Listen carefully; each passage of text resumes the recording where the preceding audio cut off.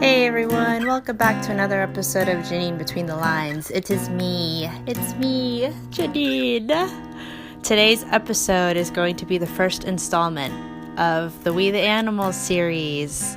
So, just in case, if you haven't picked up the book, if you haven't read the book, that's okay. You can still listen. We're going to be talking about things like being the only child and being a minority and stuff that you could relate to even if you haven't read the book. However, if you are planning on reading the book, be forewarned. This chapter is going to be about the first six... What? This episode is going to be about the first 6 chapters of the novel. So, spoiler alert. If you aren't already, go ahead and follow me on Anchor. Follow me on Twitter too, at JanineBTL. I would love to have you. Love to have you as one of my fellow listeners and friends. Still sick, guys. Anyways, thank you for listening, and I hope you enjoy the episode. Stay tuned.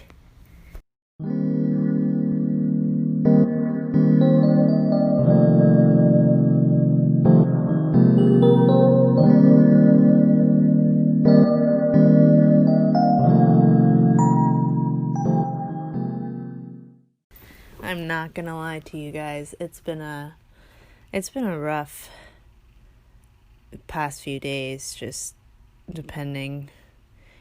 waiting on this authorization to take this nursing exam. Apologies in advance for the fan in the background. It is like 933 degrees in Florida right now. We got that, knock on wood, but that hurricane's coming. It's just drawing up some hot air, just pressing it towards us. But I've been through the ringer lately. So stressed. And honestly, reading this book, it's so good. It's really good, but like, it takes me back to a time. It doesn't exactly put me in a good mood, which doesn't take away from its like gratification or how great I think it is. But the chapter that kind of grabbed me initially, and I was like, had me thinking, I stopped and thought, it's the chapter Heritage, where the 3 boys, they're coming home from school and their paps is drunk, right? So he's got this the music on super loud, he's drinking, and then he says he turns the stereo so loud that even if they scream, no one could hear. And then as I was reading, I was like, oh crap, something's gonna go really bad, really wrong. So they're all dancing and it seems like a good time and stuff, but then he starts shouting out these things. So the first thing he says, he's like, okay, now shake it like you're rich. His powerful voice booming over the music. And then it's funny because he gives them these commands, like shake it like blank, da da da da, like shake it like you're something. So dance like you're rich or dance like you're poor. And it's weird to me because every time, so he says, now shake it like you're rich. And then we dance on our tiptoes, sticking up our nose and poking the air above us with our pinkies. So it's kind of like every like category that he commands of them, I feel like the author is showing us like kind of generalizations of that population. So he's like, shake it like you're rich. Then he's like, you ain't rich, now shake it like you're poor. And then he said, we got low on our knees, clenched our fists, and stretched our arms out on our sides. Throw our heads back while loose and free. So it's like, they're obviously like in agony. At first, the first one, he's like poking the air above us with our pinkies, sticking up our noses, like rich people are stuck up and stuff. And then poor people, super low to the ground, begging. That's the image that was painted in my head. And then he goes, this was the part that gets me. He goes, you ain't poor neither. They were poor though. Now shake it like you're white. So if you didn't know this, if you haven't read up on what the book is about or anything like that, this book is centered around 3 children that are half white and half Puerto Rican. So he goes, shake it like you're white. And he goes, we moved like robots, stiff and angled, not even smiling. Joel was the most convincing. We'd seen him practicing in his room, and then his papa shouted, "You ain't white, now shake it like you're Puerto Rican." And they said, "There's a pause as we gather ourselves." And they said that they started to mambo as best as they could. And then at the very end, when he was done saying that, he basically calls his kids mutts. He says, "You ain't white and you ain't Puerto Rican. Watch how a purebred dances. Watch how we dance in the ghetto." Every word was shouted over the music, so it was hard to tell if he was mad or just making fun. So Justin Torres goes on to describe like the fluidness and how naturally it came to their father to be dancing, like mamboing, and painting this image of this Puerto Rican man just drunk and kind of showing off to his kids that he was a purebred. And he goes, "This is your heritage," as if from this dance we could know about his childhoods, about the flavor and grit of tenement buildings in Spanish Harlem, and just about all of his Spanish movements and being raised in that environment, which they're kids. I think that's the part that angers me the most. Do you guys think it's a curse word to say it pisses you off? Is that a Filipino thing? My mom used to get so mad. I'd be like, "Yeah, but he pissed me off." Like, if I got in a fight with my brothers, like, "Anak, you don't say that." Even shut up. Like, they'd get mad when we would tell each other to shut up. And me and my brothers would be like, "That's not even a curse word." So I read that chapter and it just brought up like a lot of memories. And the thing that was significant for me, or in terms of my ethnicity, so you guys know, it's in my description. I'm Filipino American. Both of my parents are from the Philippines. And I was born and raised here in Jacksonville. So, as a Pacific Islander Asian growing up, I went to public school. And I think that the chapter Heritage really brought out thoughts about how I was able to build my identity and really become comfortable with the way that I am now, because it was a struggle. Not to say, I don't want this to sound ignorant at all. And of course, I'm open to everything. Please correct me if, you think my thinking is flawed in a nice way. We can be constructive, guys, but I want to know if you feel differently than me. So, how many of you, regardless of your race, how many of you went through a bunch of different transitions, trying to fit into a bunch of stereotypes that had to do with what was expected of that race, right? I feel for me it all started in middle school, because in elementary school I don't really think that I could be wrong, but in my experience people don't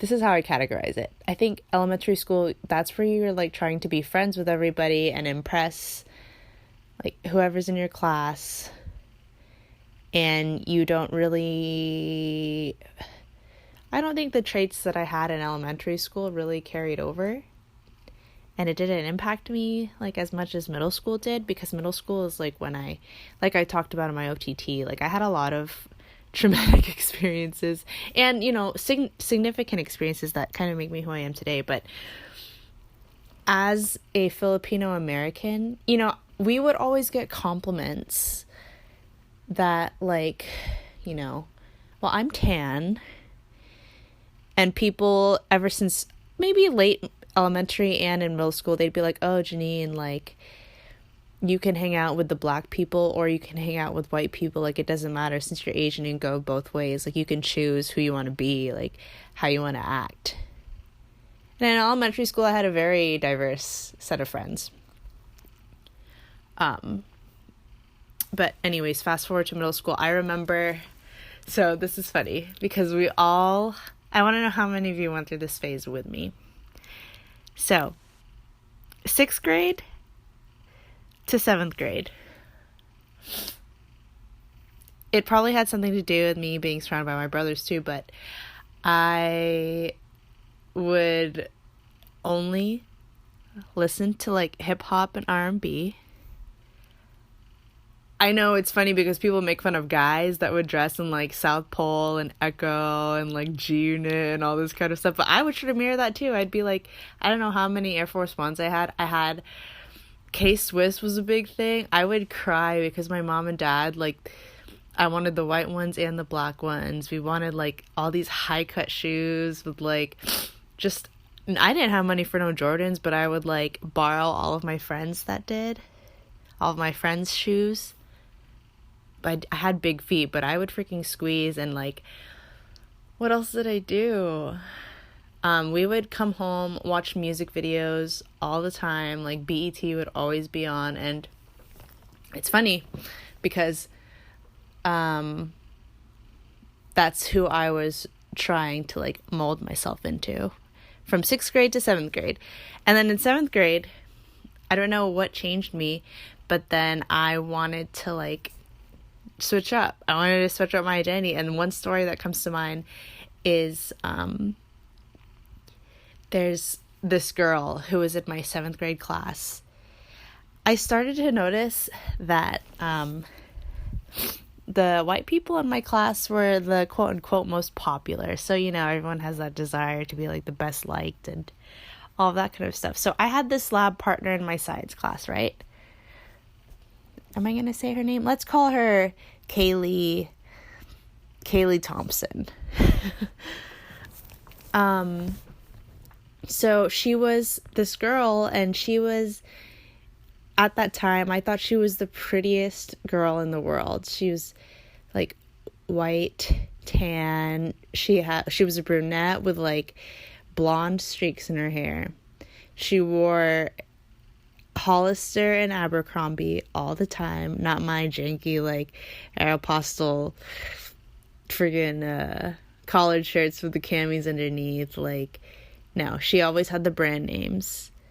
Like, she would always be wearing like cute little sandals with Vera Bradley matching wallets and purses and backpacks, and all the guys wanted to be her. So wanted to be her, wanted to talk to her and all that stuff. So just imagine me, I'm like this little Asian girl, literally looking up to her, and I wanted to be her. I wanted to be her friend. I wanted to hang out with her, and I wanted to do this. And I wanted even though I was Asian, like I was like, oh, I want to be like this white girl. You know what I mean? And I remember we had this science project where we had to collect a bunch of these plants and like flowers and stuff, and we would have to press them and put them in this little portfolio. And I did so much of the work for her because I was like trying to suck up and hang out with her outside of class. It was kind of ridiculous. It was pretty freaking ridiculous. And then like, I don't know. I don't know if that carried on into like 8th grade. But let me think. I think 8th grade I was pretty neutral because I started hanging out with people of like my race. I had a majorly Asian like friend group in 8th grade, I think. So what did that whole story have to do with really anything? Where I was trying to go with it was that at a young age, it took a significant like timeline of events to get me to the place of where I was around I want to say 10th or 11th grade. Sophomore, junior year of high school was a big like, not coming of age, but like, I don't have words today. it was a big defining time where I came to the realization that regardless of what people thought about me, what I thought about other people, regardless of how receptive I was to other cultures and what I liked and what I didn't like, and what else about how other races viewed me, I just realized that I'm not a wannabe white girl. I'm not a wannabe black girl. I can like All Time Low and Mayday Parade and The Maine, but I can also like old school like Diddy and Biggie, frickin' Pharrell. What was popping at that time? Like Young Berg. What was on the music videos? Dem Franchise Boys. Like, it took me probably up to that point to be like, I don't have to define myself as one race to be happy, like, with my personality and my being. So, again, where was I going with that? So, like, you see, like, these kids in this book and their father, and like I said, I'm not going to say it was easy. I'm eating a banana. I went through a lot of self-doubt and criticism, like, oh, I should be acting this way, and then it's crazy to me how, regardless of all that, I could still come home and, you know, my parents loved me. They still love me. And, you know, they never really, like, negatively, like, criticized, like, which direction I would be going in.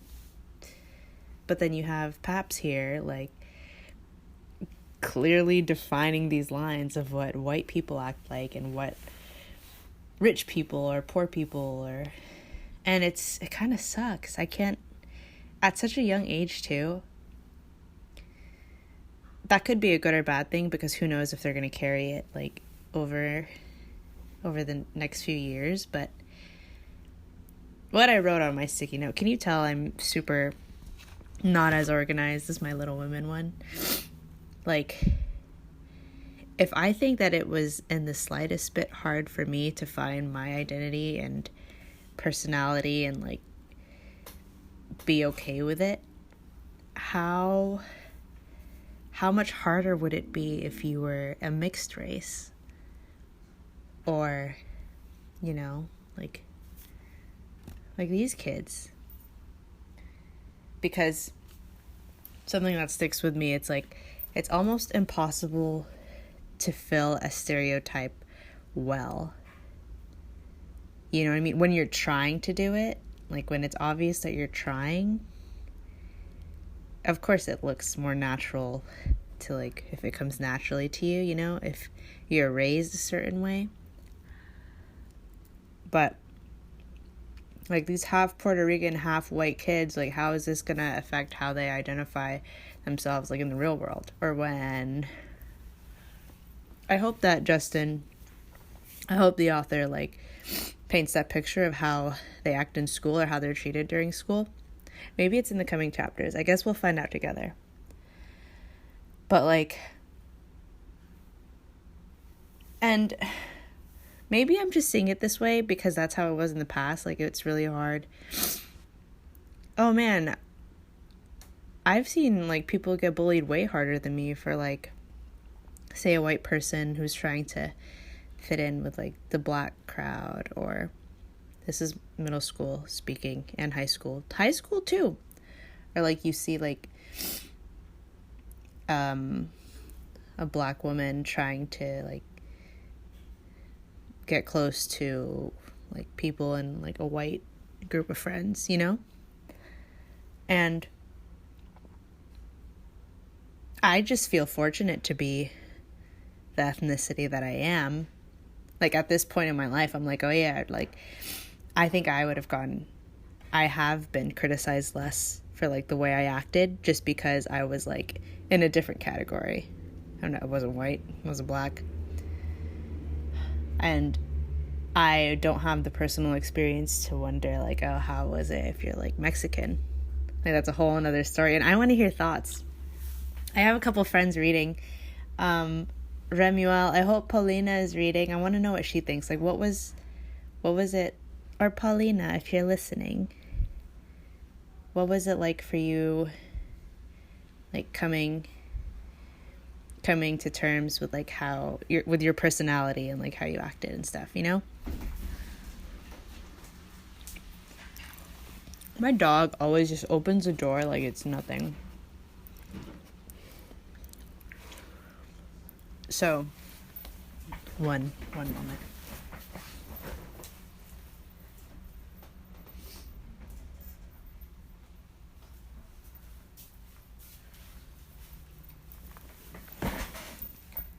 And luckily we're in a culture, like, this book takes place in the 1980s, you know? But more and more over time, as time goes on, like, assimilation and, like, people being okay with, like, mixed races. And that's a whole nother story too. Like, my parents wouldn't want me to date, like, someone outside of my race for the longest time. That's just how they were raised. And oh man, the conversation of, like, what he said about this is your heritage and watch how a pure blood, like, does things, that's a whole, I hope I get to read a book about that. We could talk about it later. But, like, first question of the podcast for you guys, like, what do you think is more traumatic, or what do you think is more difficult? Would it be a situation like in, what's that movie? In ATL? Like, what's harder? A black child growing up in a predominantly white neighborhood, or a white child growing up in a predominantly black neighborhood? Like that nature versus nurture. Like, what's gonna, I guess, yeah, let's put it in today's setting. So that situation, like, right now in 2018, like, who do you think would be more, who would have the greatest success rate in life? I don't mean that to be like a judgmental question. I just want to see, like, what you guys think. Because when I was reading the heritage thing, I was just like, dang, man, like, why is the dad, why is he, they're gonna grow up, like, thinking, like, there's these fine lines. And I guess at the time there were, like, those differences of, like, big old gaps between poor and, you know, the impoverished and, like, the rich people, and I guess whites and Puerto Ricans. But I don't know. I read that and I was like, wow. I think I had it pretty good, and I'm fortunate for that. I'm listening to that last recording, and I don't like the way that I phrased my question. So let's put it in this perspective. Or let's change the situation, flip the script completely. So, do you think that a child of mixed race, say,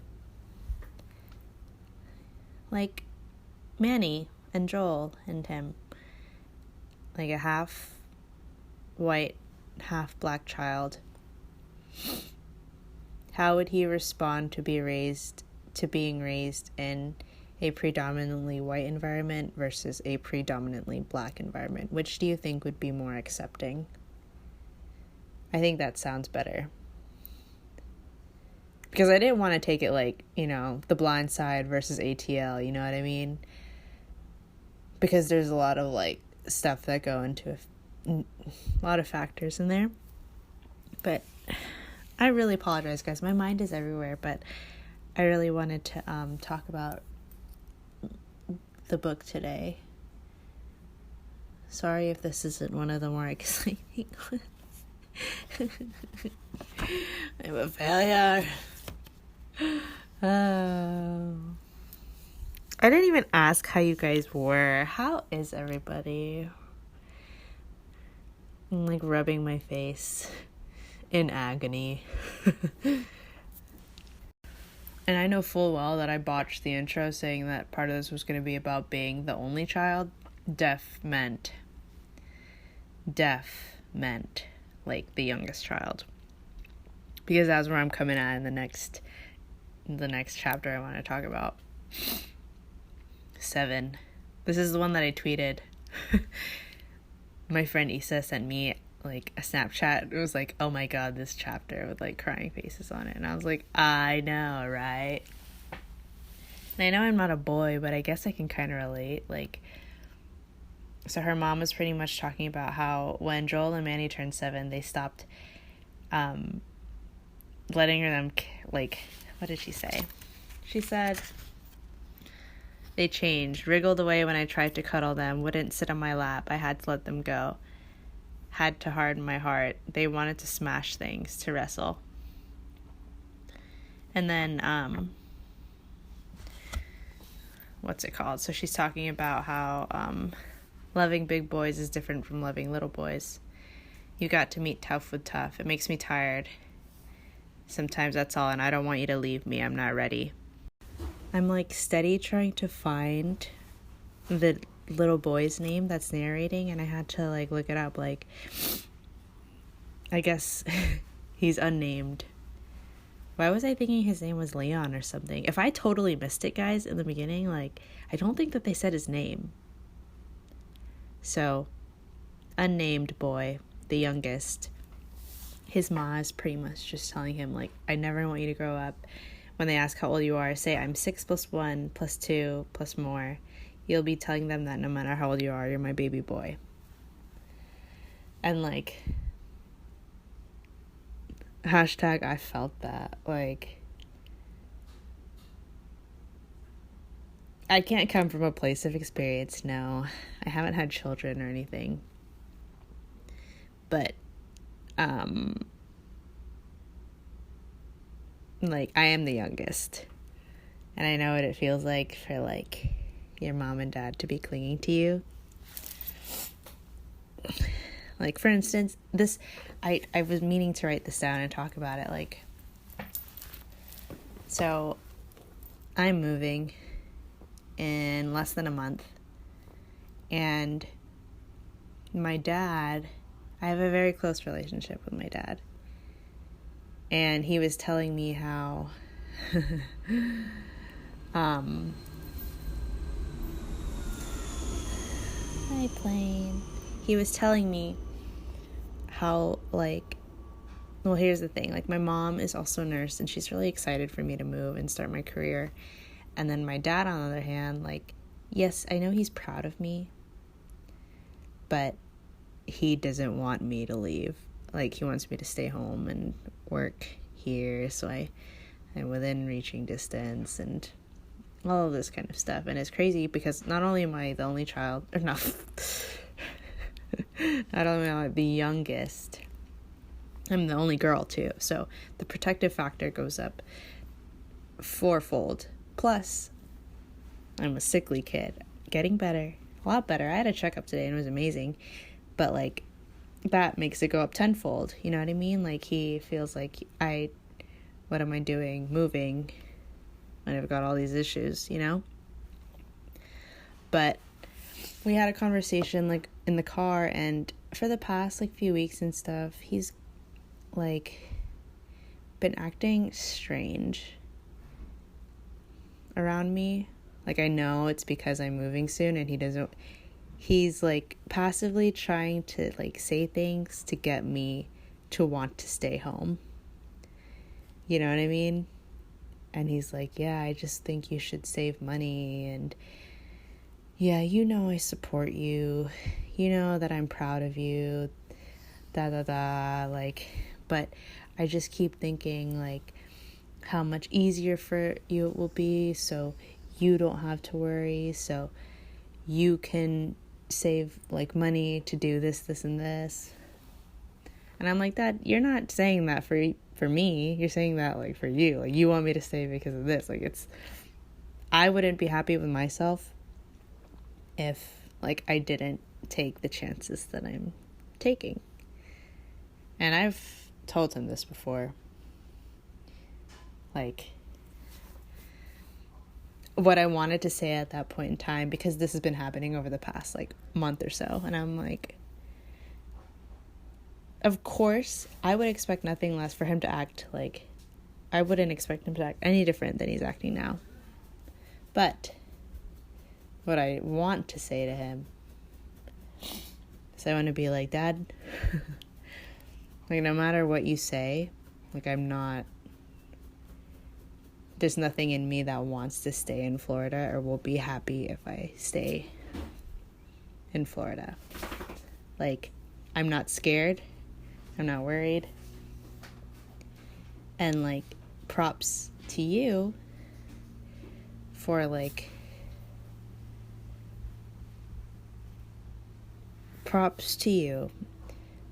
raising me to be, like, a strong, independent woman.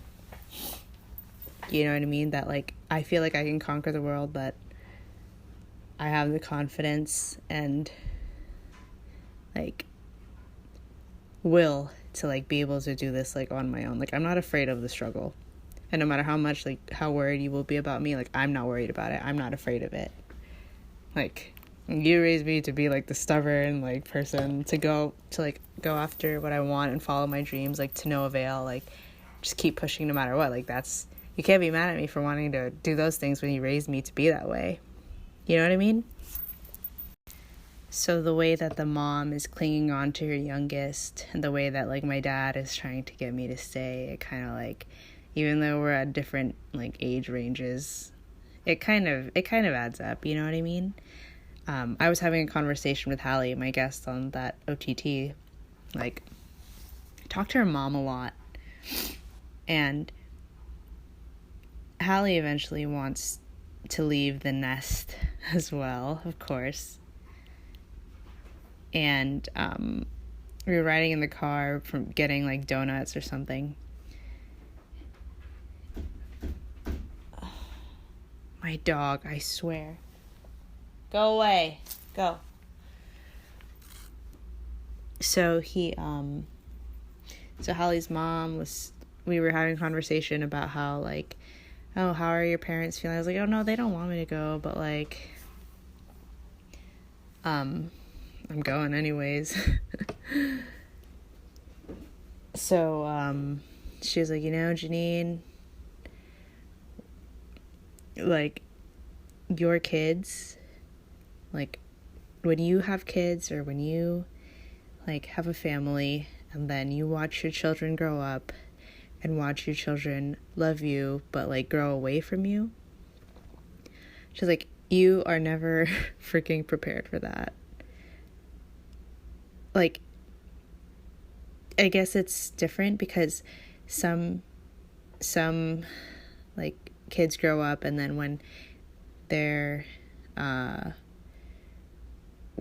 children or when they hit college, some parents are like, oh, go ahead, like, once you're 18, like, you can move out, you can do this, like, go to the dorms or go get an apartment and all this kind of stuff. But, like, my parents never want me to leave. They never had that mentality of, like, getting rid of me, you know what I mean? And that's because I love, like, it goes both ways. Like, my parents love to spend time with me and I love to spend time with my parents. Like, same goes with my siblings. Like, when I think about, like, people that, like, don't have close relationships with their siblings, I'm like, how?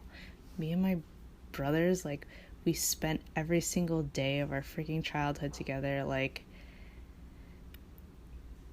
I just can't imagine a different, like, situation. And, you know, it's individual for each family dynamic and stuff, but that's how I was raised.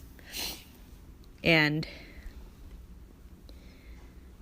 Like, Hallie's mom told me, like, when you're kids, like, you put so much into your children, like, when you have children, especially as a woman, as a mom. Like, literally, when you're eating, you are eating for the baby. You are gathering nutrients for your baby.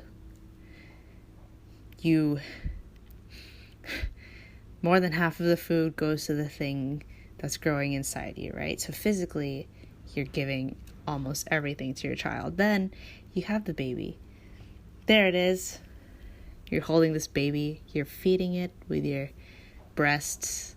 Your body is producing more from the food, from the nutrition that you're receiving to produce nutrition for the small baby, right?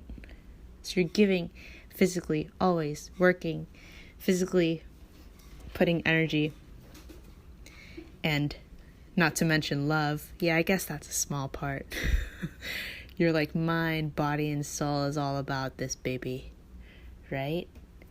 And all of your mind and your emotions and pouring out your love and the ache to like raise this child and provide a sweet, loving home. Again, speaking in terms of like how I feel about like my parents, you know what I mean? Like, you watch them grow, you hope that you can shape them to be a great person, a happy person, you know, to have a good impact on the world, and then you've poured in so much for this person, and then bloop, like they want to move away, you've given them everything, and then they want to leave. Ain't that crazy? So Hallie's mom's like, that's like the single thing that they don't tell you about parenting. Like, your parents won't tell you about how hard it is to like let your kids go, and like that's the one thing that you're never prepared for as a parent. Pretty much the culmination of this chapter 7 plus the chapter of heritage, and how I would never want people to like go through like that part of your freaking childhood is hard. So like seeing the mom and how she feels about her kids growing up and growing away from her, and then my personal experiences, plus like not wanting to relive that part of my childhood, regardless of how important it was to where I am now. Like, am I the only one that doesn't want to have kids anymore?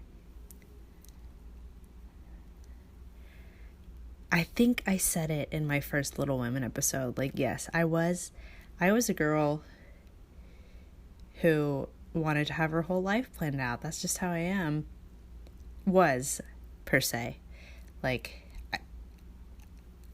okay, if I graduate college by 21, 22, and I meet the love of my life at 23, 24 at the latest, I'll be in my prime childbearing years in my late 20s, mid to late, 26 to 27-ish. For some reason, I had a weird cap on like 30, like, okay, maybe you better have something solid going on by 30, but like,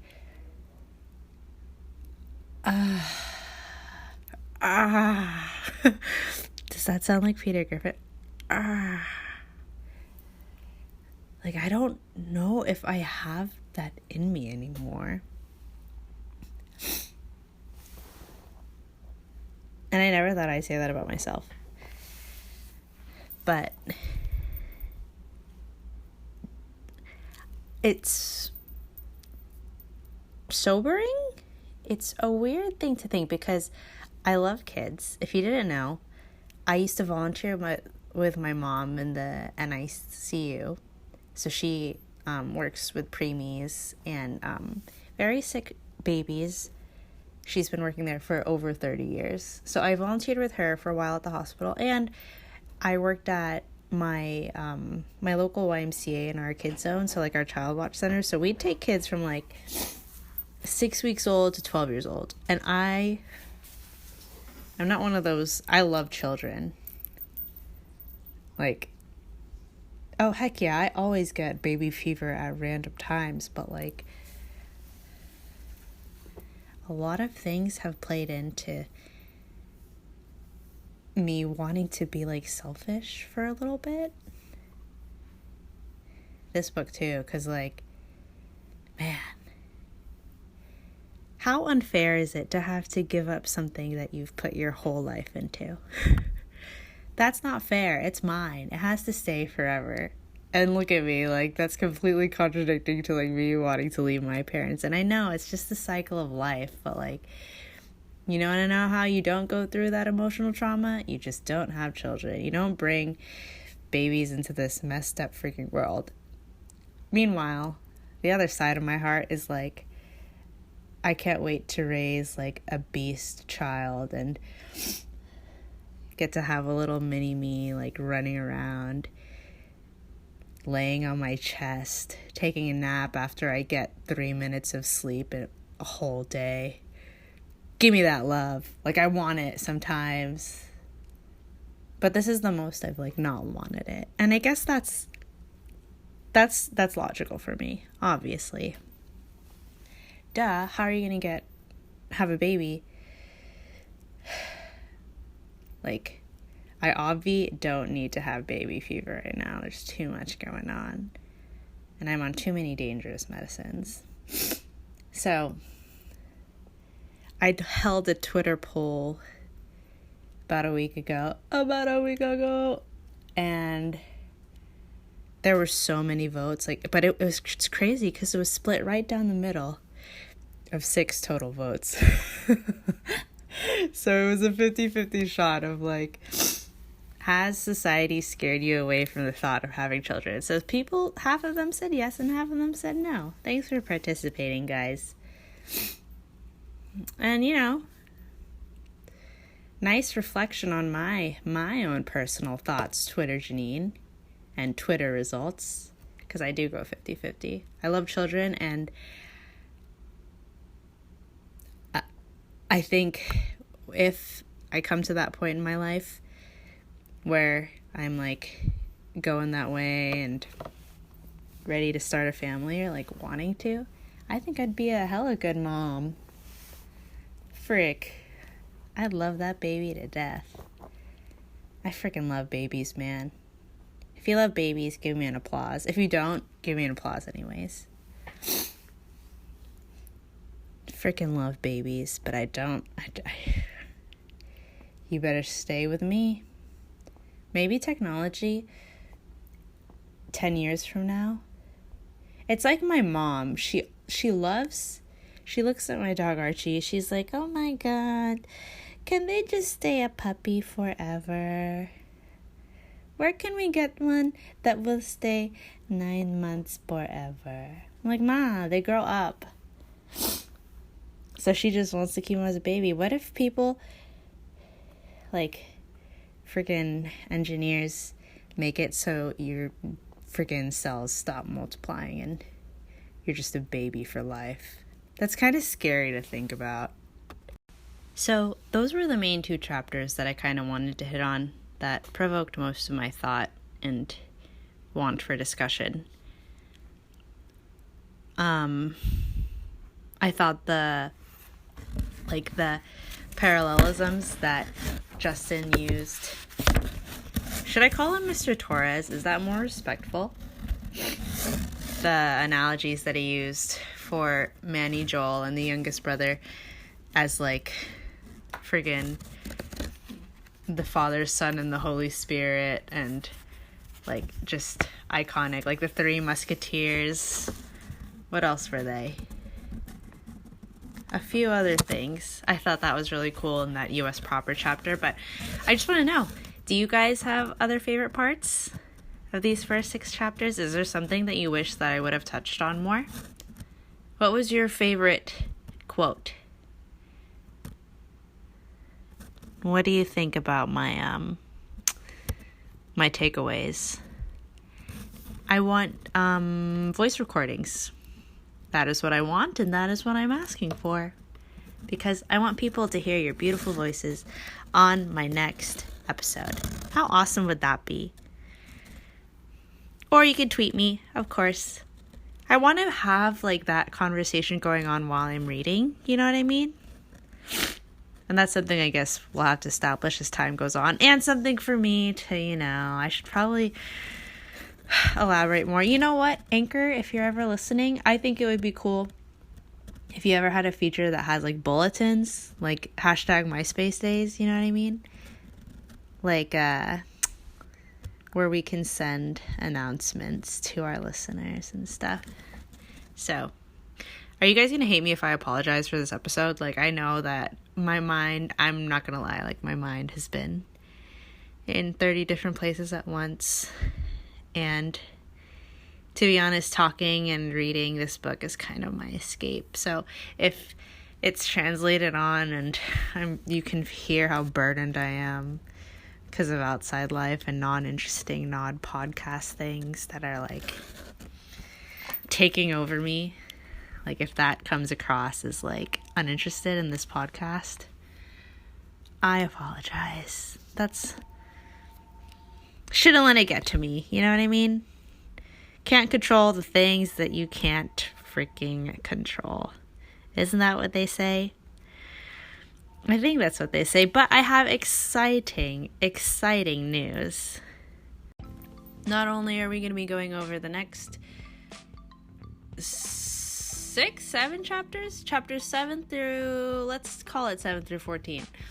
Not only will we be going over chapters 7 through 14 in the next episode, but I'm going to have a very, very, very special and esteemed guest. I'll do a baby intro. Her name is Roxanne Lim. She resides in New York at this time. I've known her for a very, very long time. She's a very close friend of mine. She is the founder of her own magazine called Mosaic Minds. She's done internships across New York. A hip-hop goddess. The smallest, most accomplished little fusion that I know. She's an extremely creative director, and she's working on and has previously worked on a number of independent films. Just a prime example of an accomplished, progressive, beautiful, well-rounded woman. Her name is Roxanne. She's a fellow Beatle. That's what I'm going to call you guys who read with me. My little BTLs, my Beatles. And if you don't follow me on Twitter, well, when will I stop plugging it? She's one of my peeps that was like, oops, I read almost the whole book in one sitting. So I was like, you know what? What else can I ask for my dedicated, beautiful friend? So I can't wait to introduce her to you in the next episode. We're going to have a great conversation about those next chapters. Ask me any questions, whether it's about these 6 or the next few. Tweet me your emotions while you're reading. And before I go, just want to say thank you again for listening, for putting up with me. Remember to keep your eyes open. Ooh, who is sneezing? Look, my dog is... I have to take a picture of you guys. I'll tweet it. Anyways, yeah, just thanks for listening. I can't wait to talk to you in the next one. And I love you very, very much. Happy reading. Have a great day, night, morning, weekend, wherever you are. And always, always, always, never deprive yourself of pizza. I love you all. Bye.